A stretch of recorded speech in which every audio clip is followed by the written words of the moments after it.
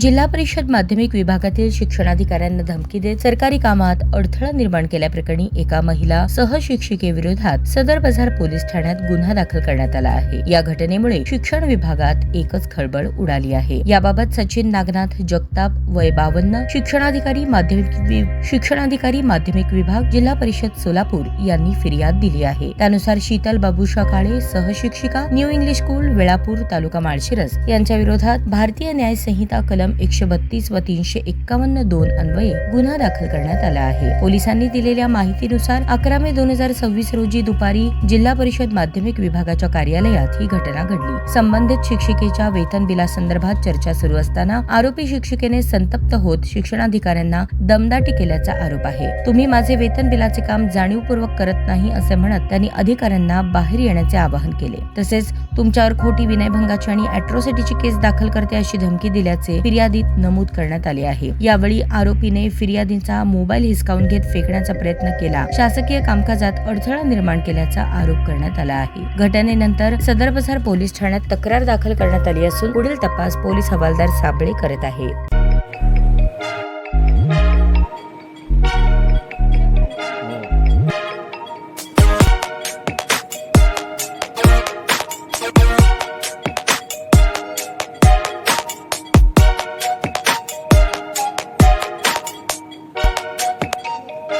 सोलापूर शहरातील सुप्रसिद्ध हॉस्पिटल म्हणजे सेंट्रल मल्टी स्पेशालिटी हॉस्पिटल मागील अनेक वर्षापासून सेवा बजावत आहे। 24 तास इमर्जन्सी सर्व्हिस, मॉडर्न टेक्नॉलॉजी, अनुभवी डॉक्टर्स तसेच अत्याधुनिक तंत्रज्ञान सुविधांनी सुसज्ज स्त्रीरोग प्रसूती विभाग, ऑर्थोपेडिक विभाग, मेडिकल विभाग आणि इतर एकमेव नाव म्हणजे सेंट्रल मल्टी स्पेशालिटी हॉस्पिटल। पत्ता गणेशपेठ शॉपिंग सेंटर, मंगळवार बाजार, सोलापूर।